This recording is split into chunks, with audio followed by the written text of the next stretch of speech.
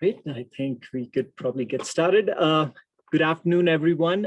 My name is Rag Singh. I'm the Program Manager for Strategic Global Initiatives here at the Center for International Education at Northern Arizona University.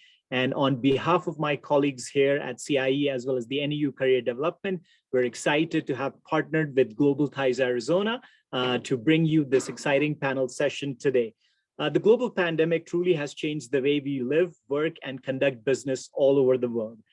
In our panel session today, we hear directly from industry panel experts representing top companies with global presence. Panelists today will discuss current workforce needs and opportunities, the most in-demand skills and traits candidates need to have to meet changing industry needs, and how to stand out in the crowd with your application. Today, we have a great group of panelists here today, and certainly on behalf of the Center for International Education here at Northern Arizona University, I would like to thank you all for sharing your valuable time and certainly your advice today with our attendees, our students here at NAU. On that note, we'll start with the introduction of our panelists. We'll start with Ryan. Ryan Johnson here today is a senior technical recruiter on the team at Axon in Seattle. He graduated actually from NAU's W.A. Franke College of Business, Go Jacks, in 2014, and has loved every moment of his time while he was here in Flagstaff. After graduating, he worked in the Phoenix area for a year before moving back home and going into his recruiting career. He's recruited right now for two large Fortune 500 companies, Microsoft and Amazon. And more recently, he recruited for a small startup in the Seattle area focused on the trucking and logistics industry called Convoy. He's been with Axon for almost 2 years now and has partnered with InfoSec, Artificial Intelligence, Air, Federal, and many other teams. He's focused primarily on Axon's core technical roles in the engineering space, ranging from junior engineers to staff, principal, and distinguished levels. Thank you, Ryan, for joining us today. Moving on to our next panelist, Kate Perkins is a systems engineer on the Industrial Solutions Division, Engineering and Architecture team with the Internet of Things group at Intel Corporation. In her role, Kate champions responsible artificial intelligence development for industrial applications, which includes enabling sustainability and worker privacy. Kate has a master's in global technology and development from Arizona State University, as well as a bachelor's degree in management and computer information systems from Northern Arizona University. Once again, go Jacks. Kate specializes in ethical technological development, continuous process improvement, and operations management. Welcome again, Kate, to today's panel. And we're moving on to our next panelist. That would be Roxanna Vega. Roxanna has served as Taiwan Semiconductor Manufacturing Company's Arizona's Academic Relations Program Manager since March 2021. The primary objective, of course, of TSMC, Arizona's Academic Relations Program, is to foster and facilitate meaningful relationships between the organization and the academic community throughout the United States. Roxanna's current focus is on attracting diverse engineering and technician talent to help bring TSM's upcoming Fab 21 to life. Roxanna takes pride in leveraging both her expertise and resources to help students and new college graduates prepare for the workforce.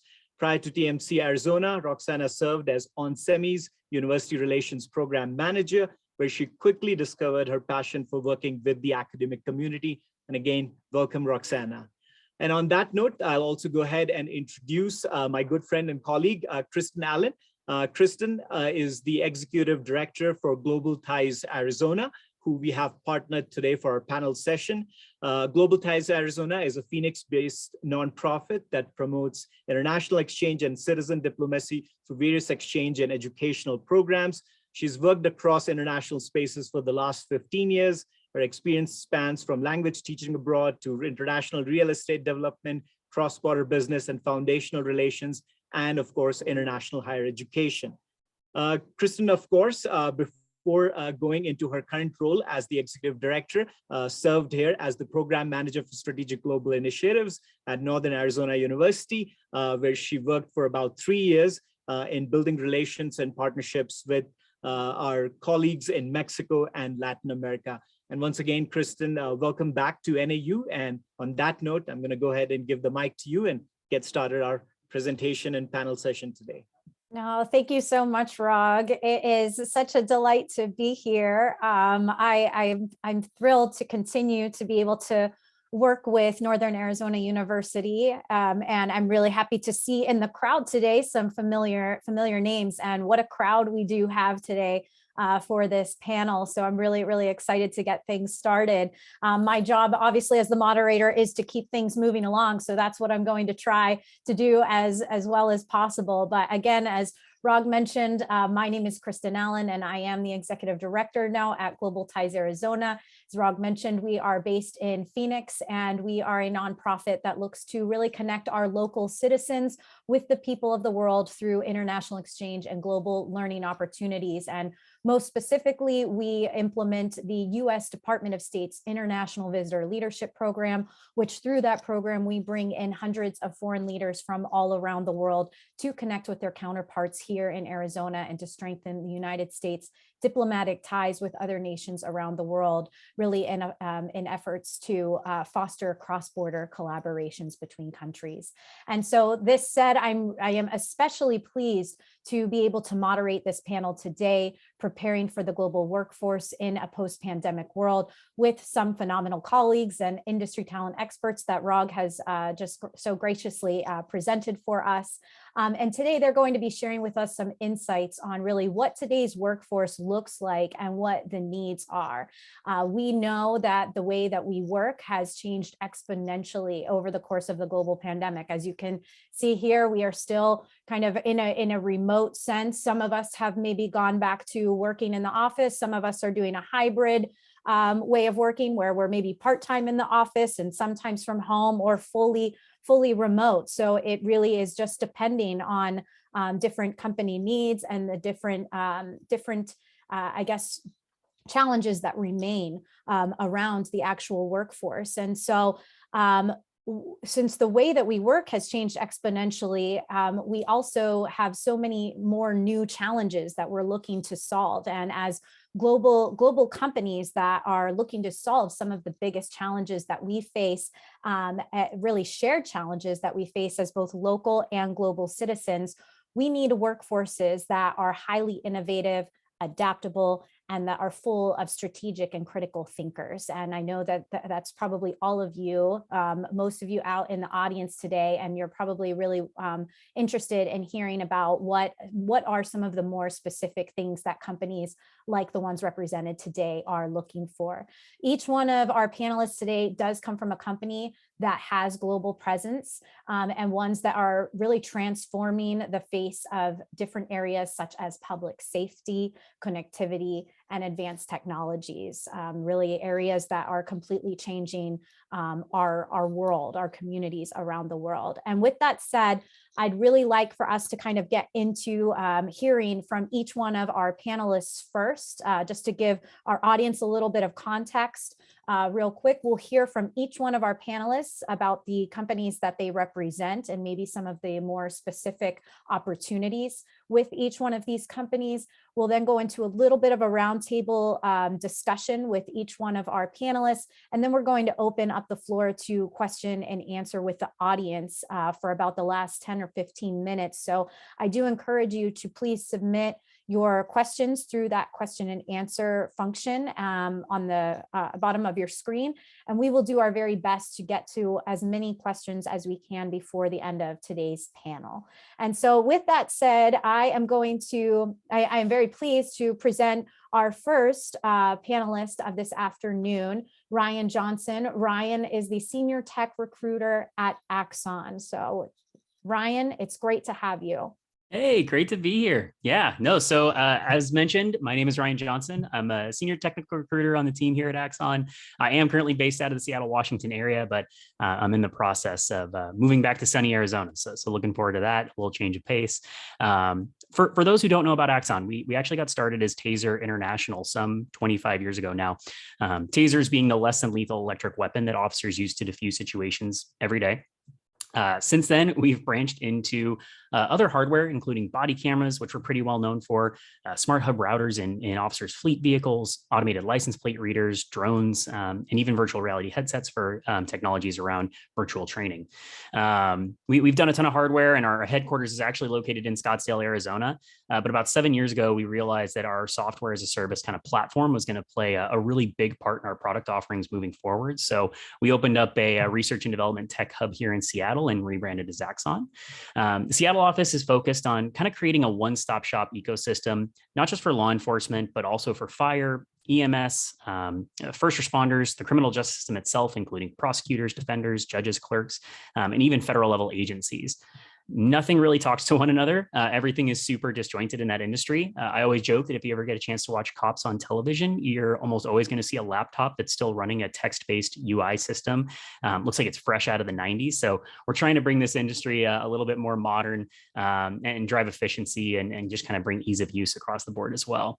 As for myself, I got started working in recruiting and tech with two big companies, as mentioned, Microsoft and AWS. After that, I joined a startup here in Seattle called Convoy, focuses on the trucking and logistics industry. And I know a lot more about trucking now than I ever thought I would in this life, but it was a ton of fun.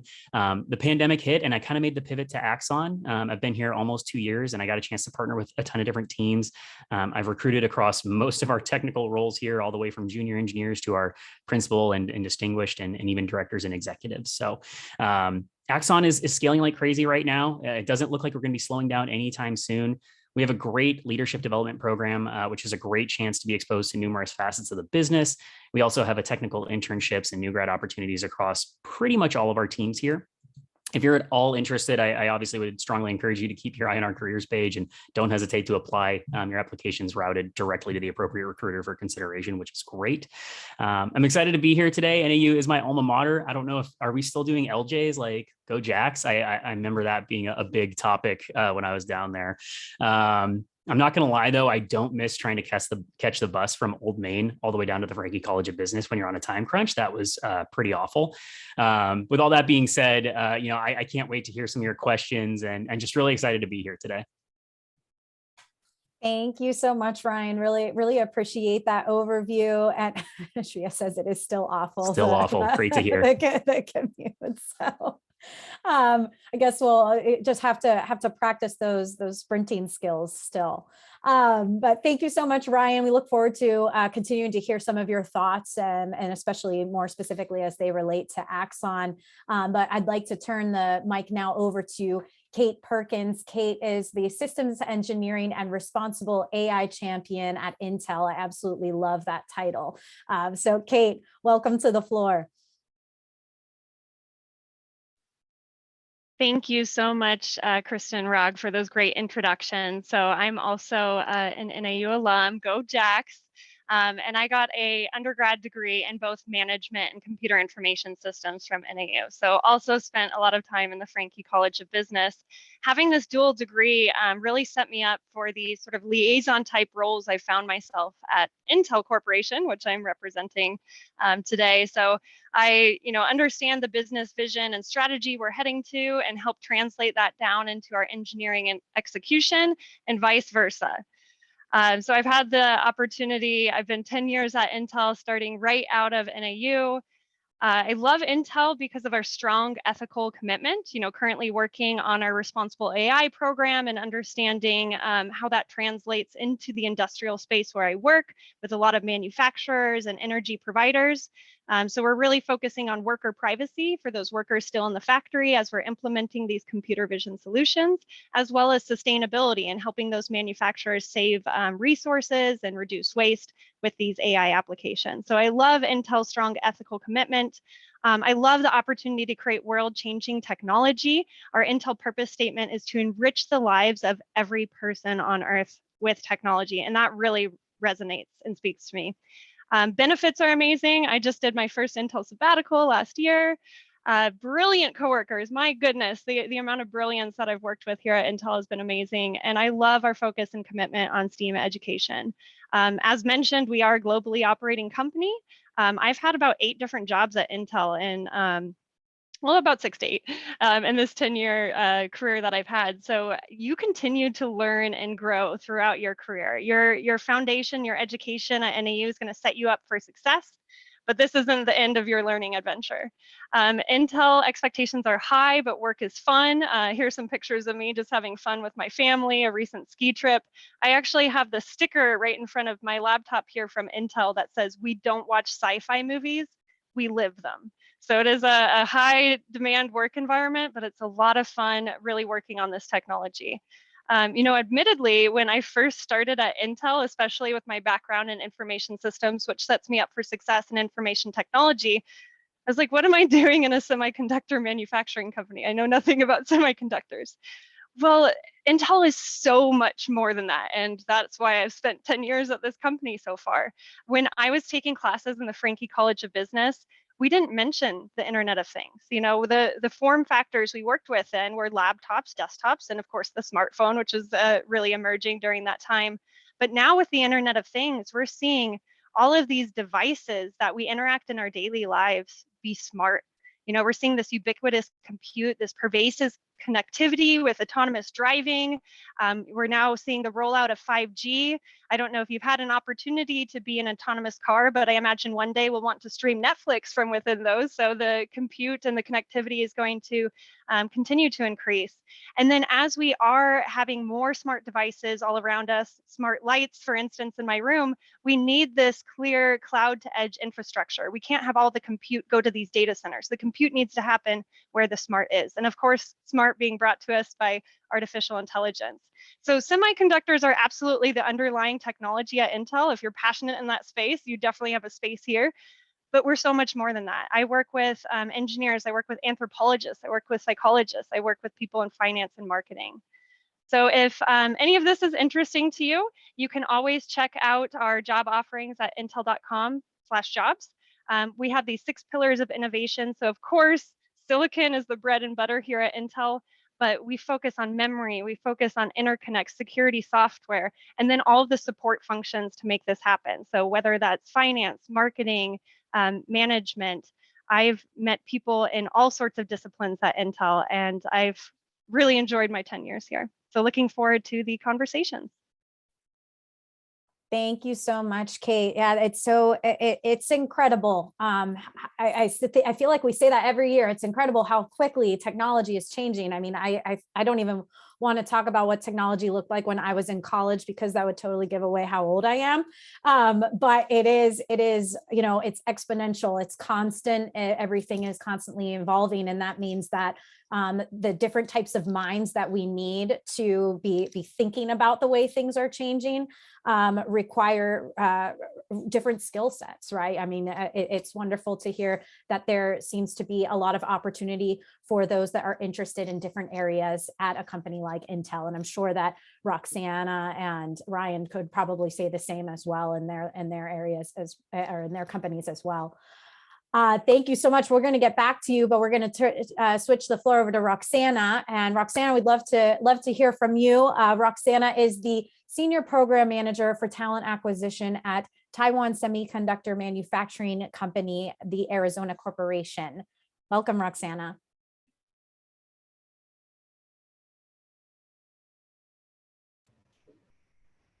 Oh, thank you so much. Hopefully y'all can see me and hear me.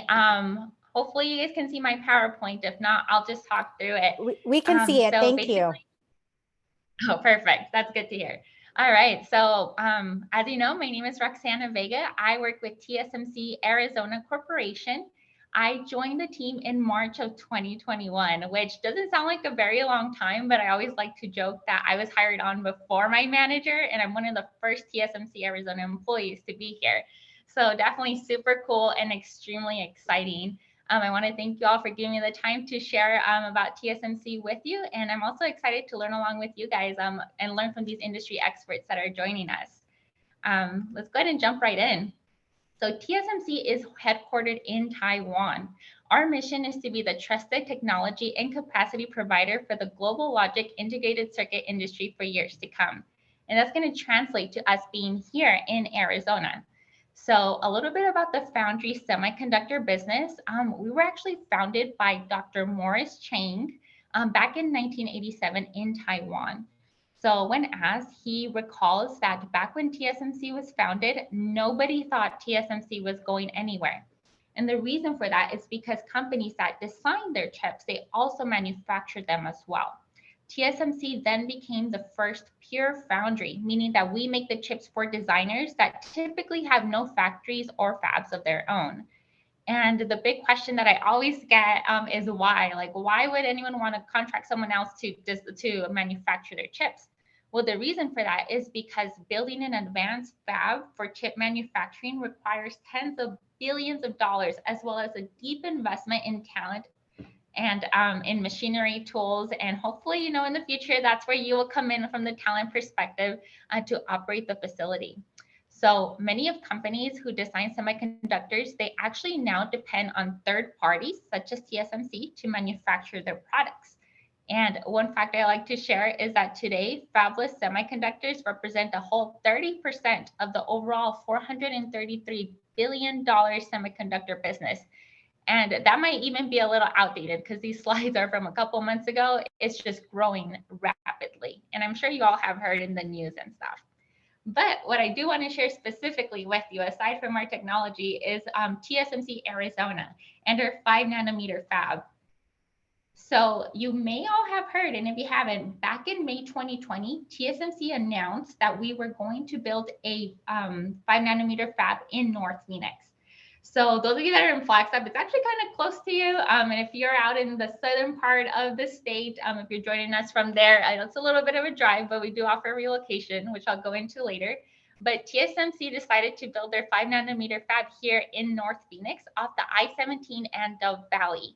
So a little bit regarding the timeline, we purchased 1,200 acres of land up in North Phoenix where we're building our fab. And this fab is actually going to have a 20,000 wafer per month capacity.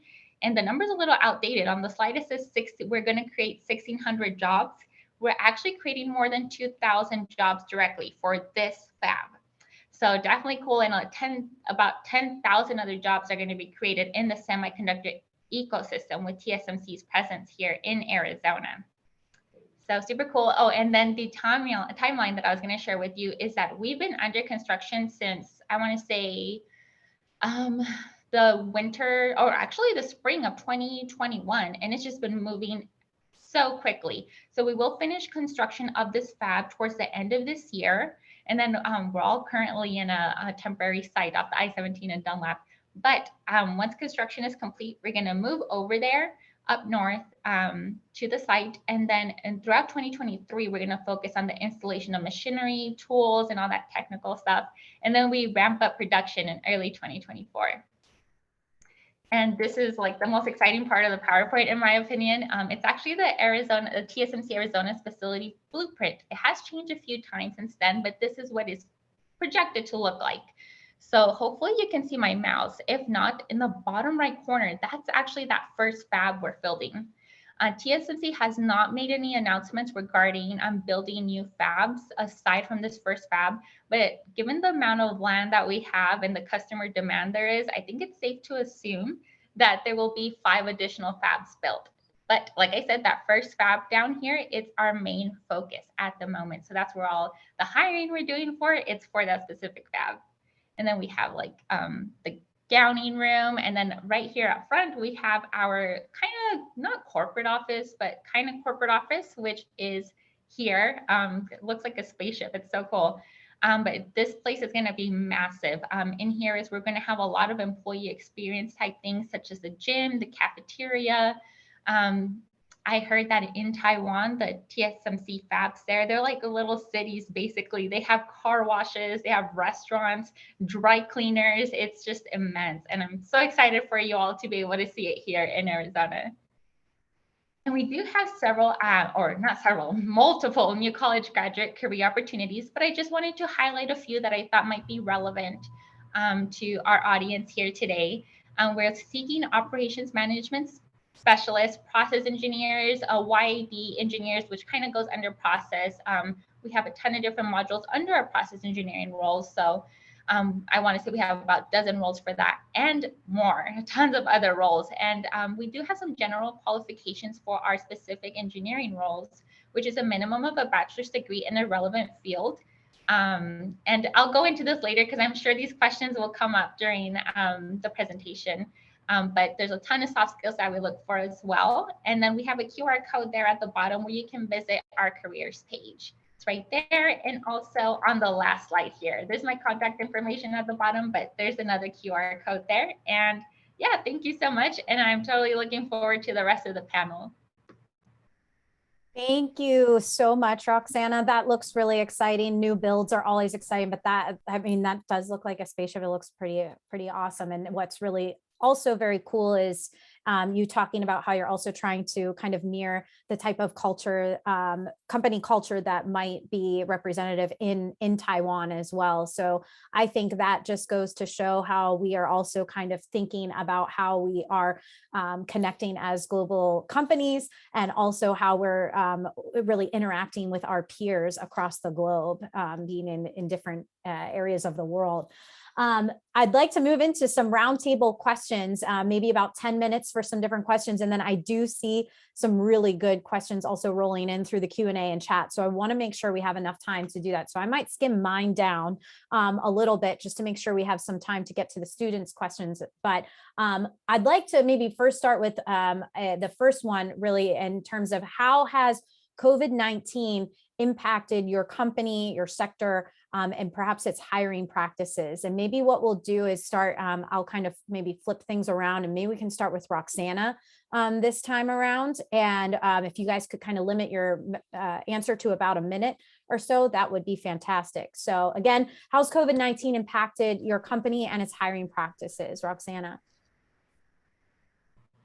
Yes, thank you. That's a great question. I'm sure my answer is going to be very similar to the rest of the industry as experts here, but basically everything has switched to a virtual environment. So as for interviews, they're conducted virtually. And the funny part is that our candidates are mostly interviewing with hiring managers that are in Taiwan.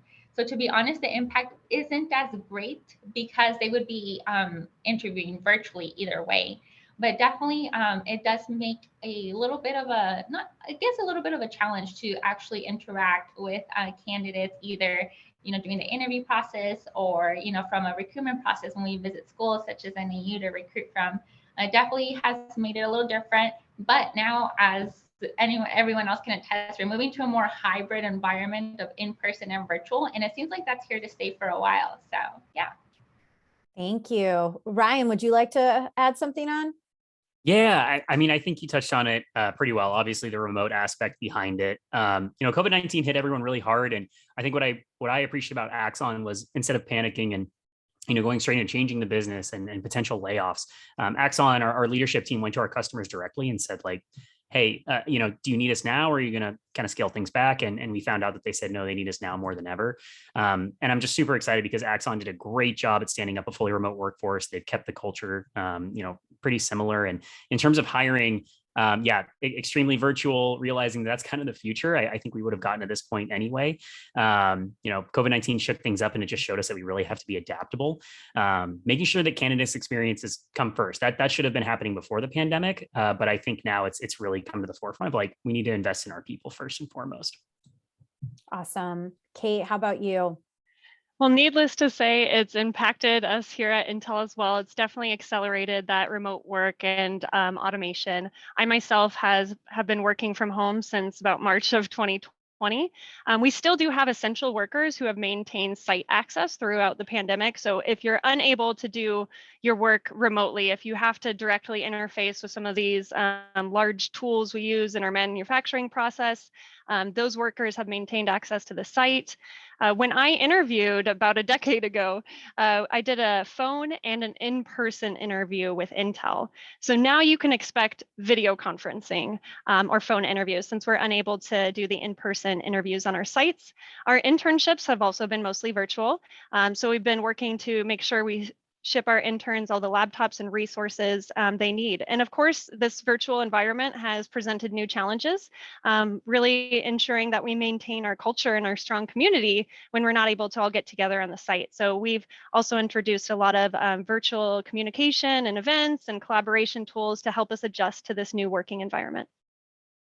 Awesome. Thank you so much, Kate. I'm going to ask this one question because I think that I'm seeing a ton of questions coming in, by the way, but I want to try to maybe gear some of my questions a little bit more also around what some of the student audience may be asking, so we can try to hit as much as possible. So let's go ahead with this. What should applicants highlight on their application? What type of applications make it or don't make it past the initial review stage? And I know that someone's also asking about how much weight does a cover letter actually have in the application process. So if you, maybe each one of you want to talk a little bit about what makes an application impactful. And Kate, why don't you start? Sure. So, on your resume, of course, make sure your contact information is clear. This is your brand and how they'll get a hold of you. You can make sure you have your email and phone, even LinkedIn profile or other sites that can further speak to your work.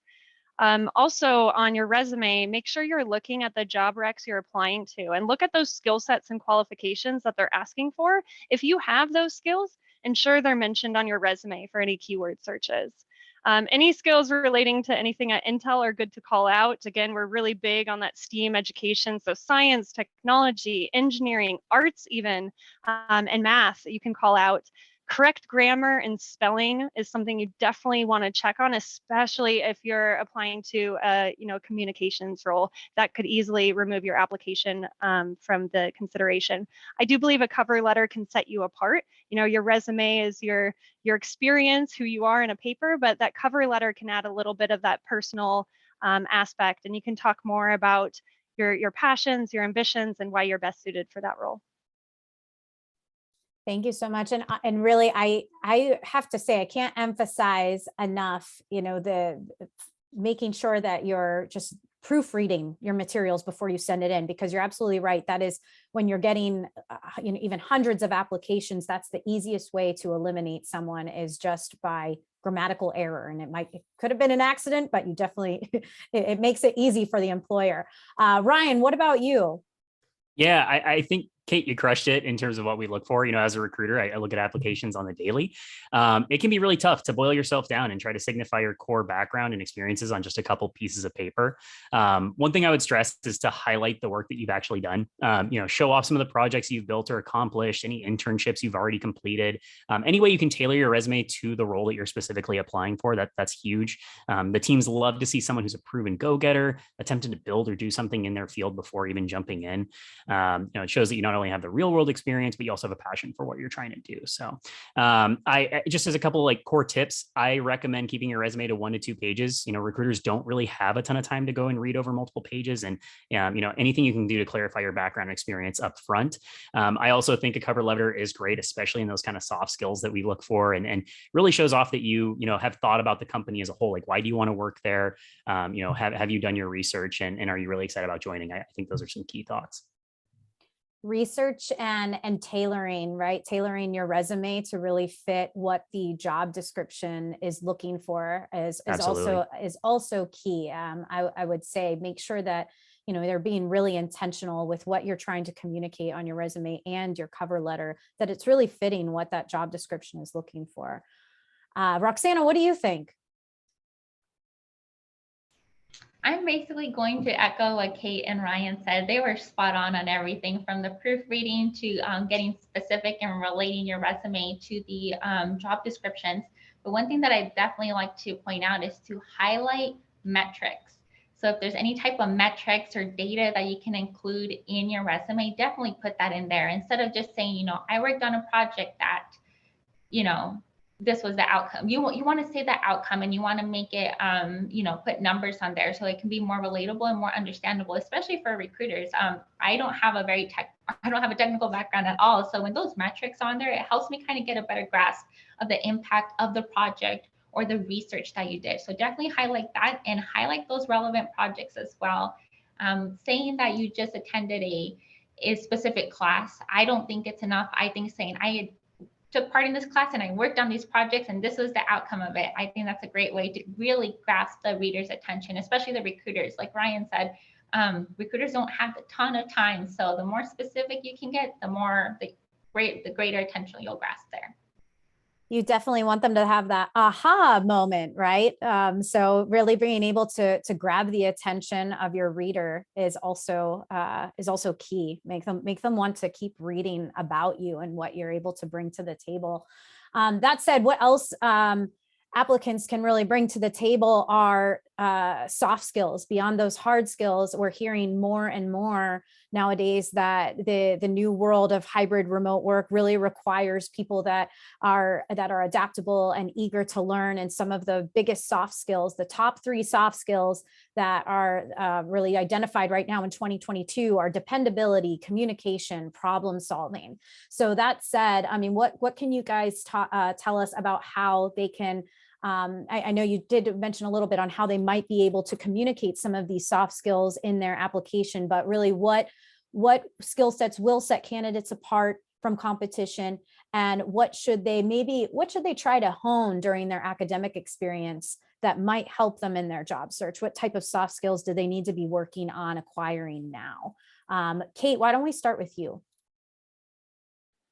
Sure. So, I mean, leadership skills are always very valuable, whether it's from club activities, sports, or even a shift manager position, as that speaks to your accountability and ability to drive results.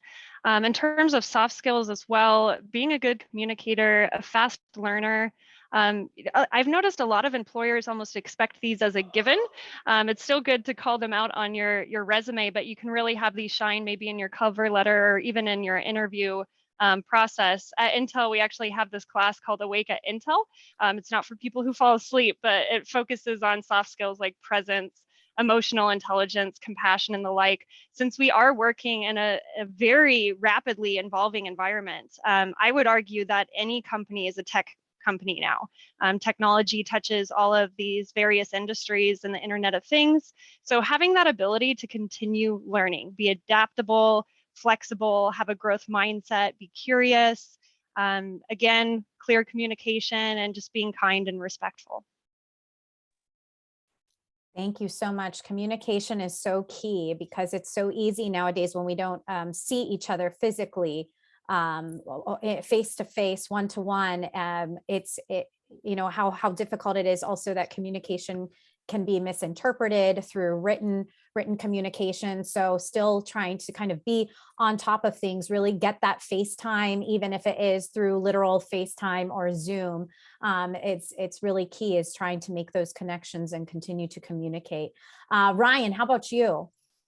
Yeah, I think, again, Kate crushed it. I would follow up there and say, one thing that we absolutely look for, communication, key, 100%. Like that's a big one, like being able to have that transparency. But beyond that, Axon also really looks for someone who is somewhat autonomous, kind of, again, the go-getter. I've mentioned that before.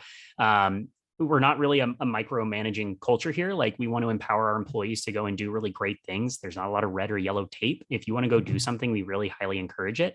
I think one of the biggest things that I always, in terms of tips for interviewing is, and my apologies, my cat is going to make an appearance here, is that we don't be afraid to talk about your failures. I think that's something that'll, especially a lot of new grads, they come in, they almost want to cowboy it, for lack of a better word, and just kind of like show off how they're a perfect match.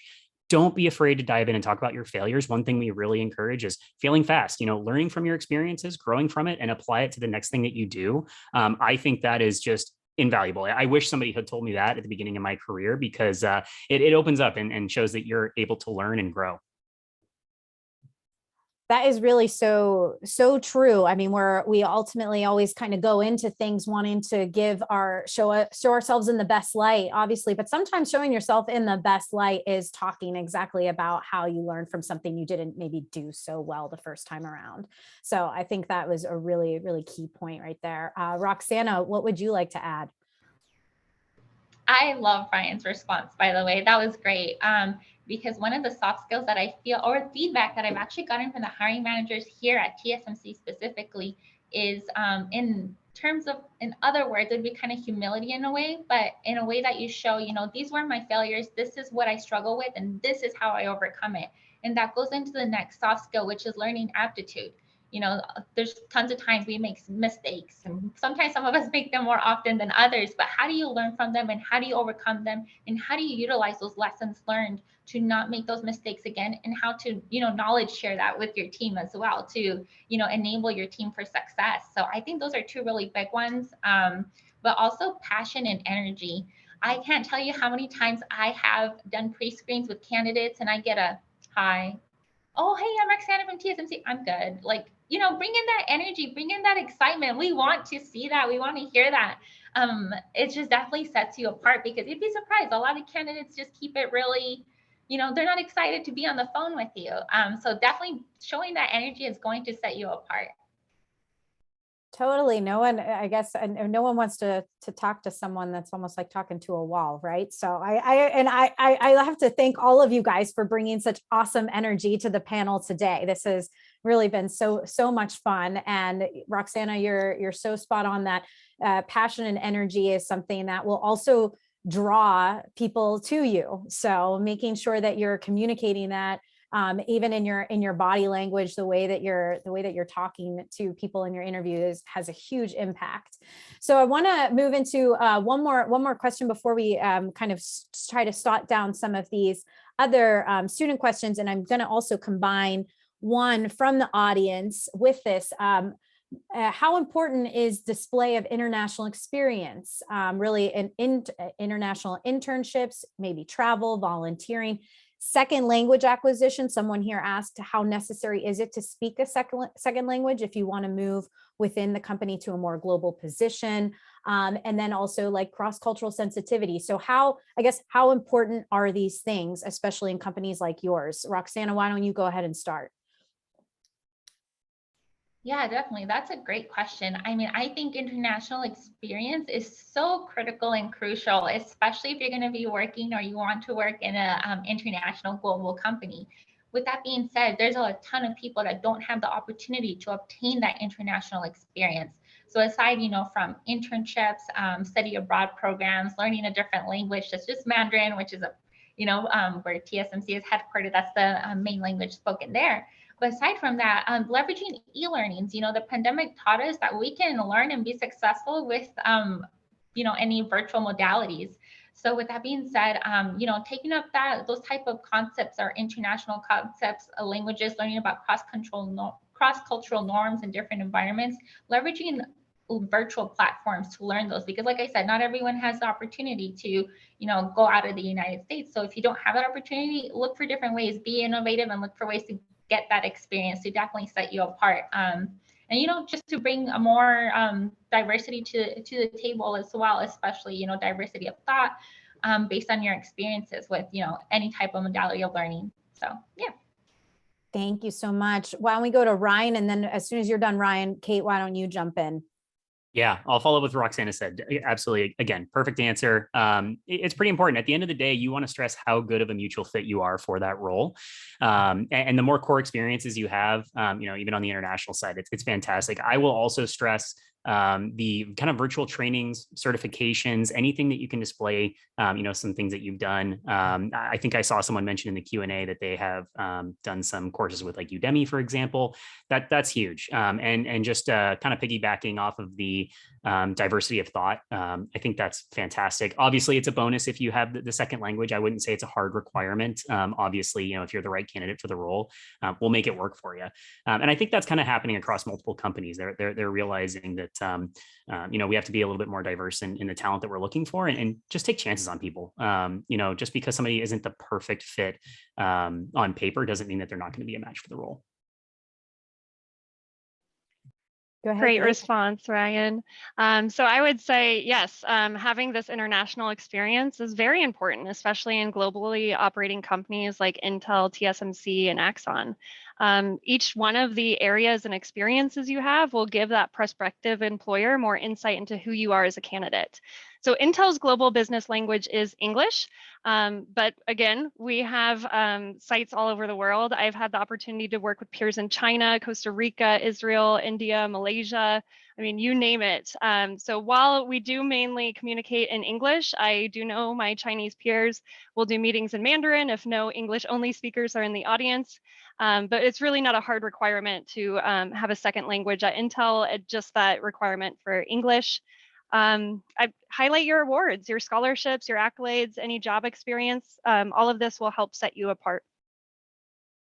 Thank you so much, Kate. Thank you, Ryan. I'm going to try to add all of us. I'm going to try to add all of us up here now so that we can kind of go do some kind of round robin with the remaining questions. We, I think, have about a good 10 to 12 minutes for some of these other audience questions we haven't been able to get to yet. Let's start with this one.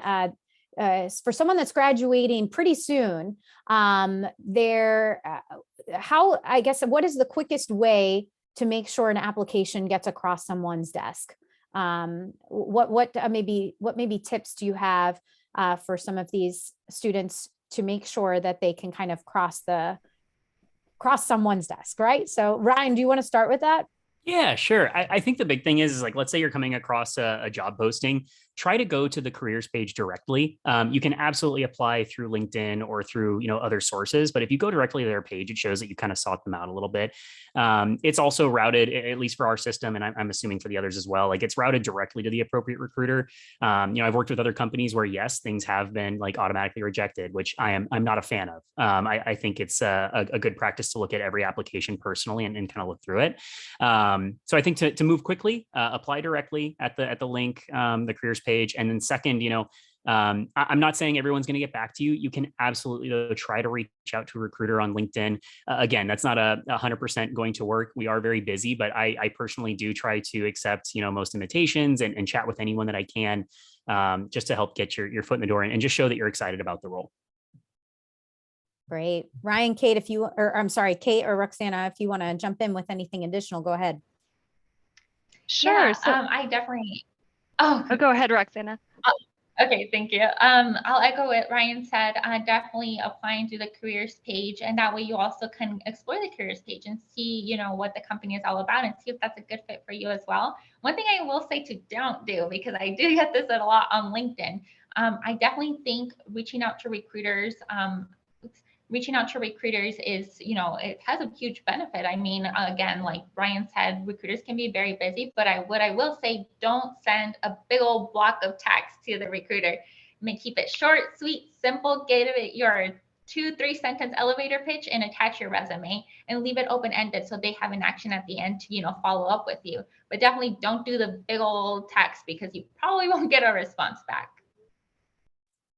Time is precious. Go ahead, Kate. So I'll definitely echo what Ryan and Roxanna has said about applying directly. You can go to that intel.com/jobs or jobs.intel.com to take a look at what we have available. Intel actually enables you to search by intern positions or college graduate positions so that you're applying to a role that matches where you're at in your career development.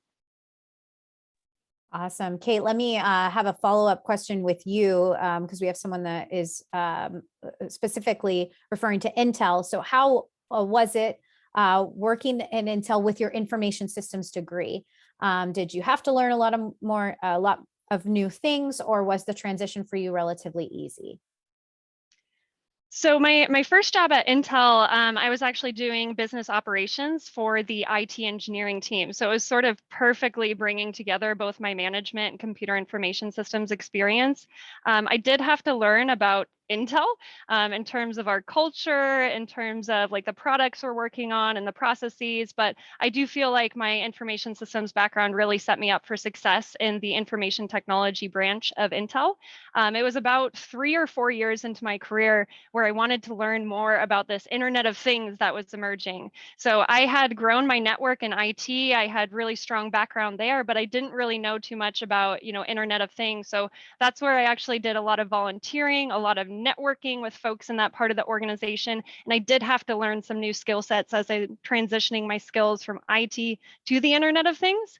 However, in the industrial solutions division I work now, since we're working with like manufacturers and energy providers, we like to say that we're bringing IT technologies to the traditional operational technology. So the concepts of redundancy, of virtualization, I mean, these are still things I talk about every day. So I do have a really strong background thanks to the Franke College of Business, but I've also learned a ton in my 10 years at Intel.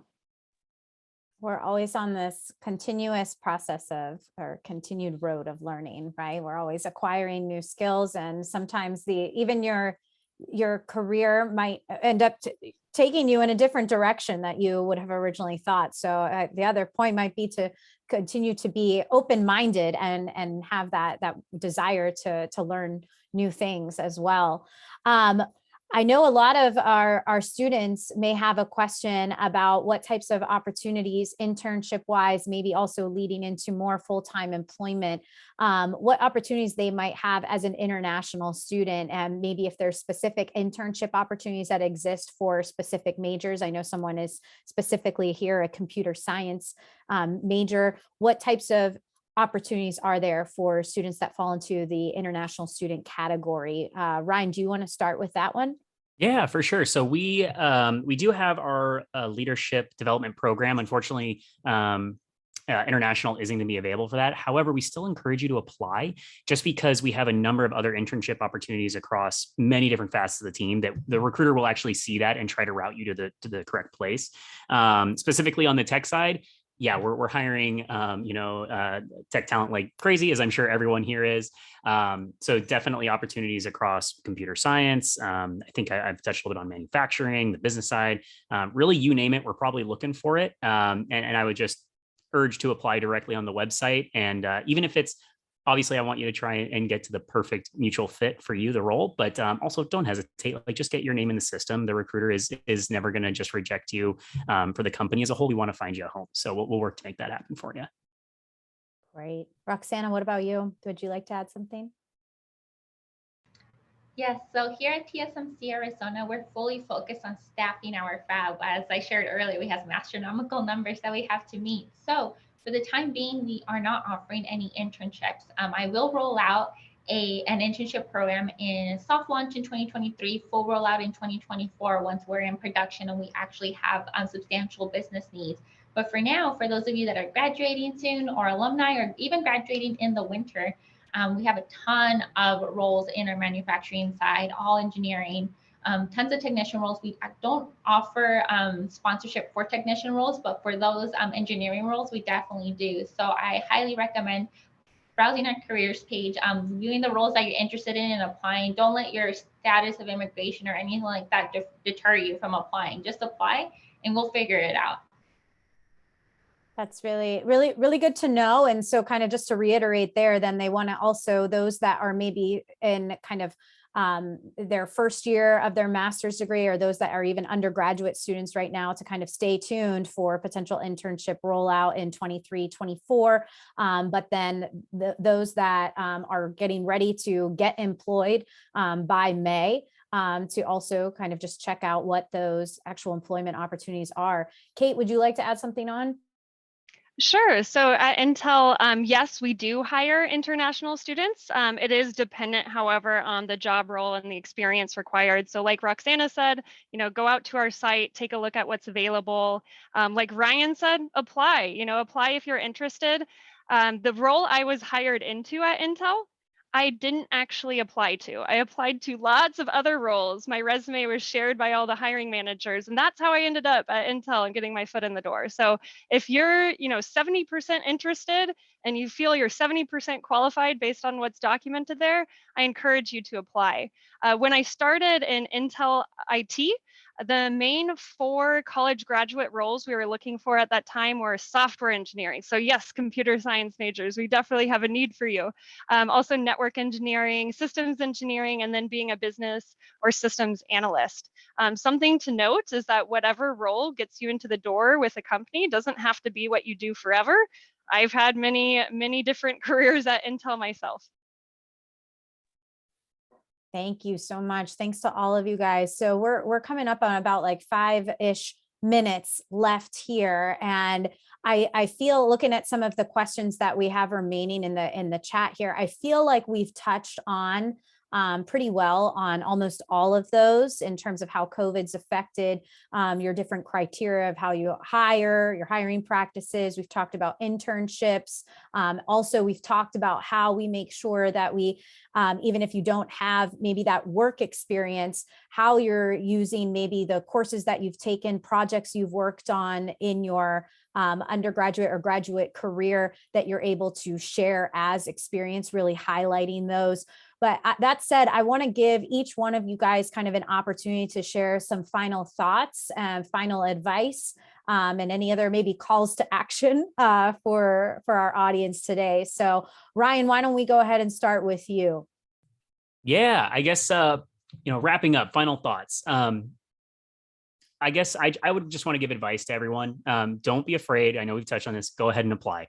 The team will work to find a home for you. At the same time, just in your general careers and in your path, like just be hungry, be excited, continue to learn. I always say this: nobody knows how to do the job 100% perfectly on the first day. And as cliched as it is to say, like nobody here, I would assume for all of these companies, like nobody bites. Ask questions, drive for learning. And again, my biggest piece of advice is don't be afraid to fail fast and just learn from them and grow. That's going to be the key just to success in general. In order to get your foot in the door, though, you got to apply first. So go ahead and do that, and we'll find you a home. Persistence too, right? Yeah. You might have to send off dozens, more than dozens, hundreds of applications. Just don't get discouraged. It's the right fit is going to come. It'll show up when it's time. Exactly. Kate, what about you? I think I'll echo what you said, Kristen, about, casting the net wide. I think I could apply to hundreds of jobs, like you said, when I was graduating from NAU with my undergrad. And at that time, I was really just looking to work in Silicon Valley in a tech industry. But with how much our world has changed today, really consider all of your passions and all of your talents, and where maybe you could have this multidisciplinary focus if you happen to have like a passion or interest in I don't know, pet care. And you also have your experience from NAU in information systems. Maybe working in IT at Petco or PetSmart could be really interesting. So anywhere you can bring together all of these talents and all of these things that make you unique and all these things you're passionate about, you can really create a strong story for yourself and set yourself apart. Really good advice. Roxanna, what about you? That was all great advice. The last thing I would share with you all, and this is something that has helped me throughout my career because I know how easy it is to get discouraged and to give up. A friend once told me, closed mouths don't get fed. And I stand by that to this day. Go out there, and if you want something, don't only work for it, ask for it. Make sure you network. So as Kate was saying, casting the net wide, not only with applications, but get on LinkedIn, use or at school clubs, look for mentors, and definitely cast the net wide and network. You never know who is going to be able to either give you referral to your dream job, or who you'll end up working with, or even with once you're inside a company and you love what you do but you kind of want to branch out and do what Kate did, for example. Network with your peers, network with managers, and look for mentors. Mentors are invaluable, and even if they're not formal, like, hey, can you be my mentor type thing, just stand by people that you admire, or look for them, and seek advice from them, or just learn from them, observe them. It's definitely it'll help you in your career. And yeah, those are my final thoughts with that, honestly. And best of luck. That's a great note to end on. And yes, networking, we didn't hit too hard on this, but it is probably one of the single most important things that you will do for yourself and for your career, is to build out your network. And how you do that is you're talking to your professors right now. You're asking them to help you get introductions to places. You're putting yourself out there at events. I mean, I know right now things are still relatively limited on the in-person, but when you have opportunities to go meet people, I encourage you to take them. Dive in, meet new people. You never know when you're going to have probably one of the most important conversations of your life at a networking event or at a conference or something like that. So definitely make sure that you're getting out there, putting yourself out there, and just dive forward, right? But on that note, I want to thank our amazing panelists today. This has been so incredibly enjoyable. I know that I've had a blast talking to all of you guys today, and Ryan, Kate, Roxanna, all of your words, your insights were so, I think, very beneficial, very insightful. I hope that all of the students will really take a look at your websites, at some of the opportunities that are out there. What I will say is I will follow up with Rog with any contact information you might want to share out with the students. If you want to put it in chat now, that's great. Otherwise, we can also have that information available with Rog so that students can do the reaching out to him as well. So with that said, I'm going to turn it over. I know we're right out of time, so I'm going to turn it back over to Rog. Great. Well, thank you so much again, Kristen, and certainly a big thank you to Global Ties Arizona for making this session happen. What an exciting session for our students here, and getting to learn so much about the industry, the expectations, and certainly the opportunities that exist right here in certainly the state of Arizona. So thank you all. Thank you, Ryan, Kate, and Roxanna. This was an amazing discussion, and I hope we can bring you back to campus here in person to have a conversation with our students one-on-one in the future also. For all the attendees in our session today, our next session for the International Career Week is going to be starting at 1:30 p.m. And this one is going to be on pathways to employment visas and legal permanent residency for U.S. university graduates. And we'll be having our immigration lawyer, Jonathan Moore, join us for that. So once again, all, thank you so much. Fascinating discussion, and hope to continue to see you all very soon on campus sometime again. Thank you. Thanks, everyone. Bye, everyone. Have a great day.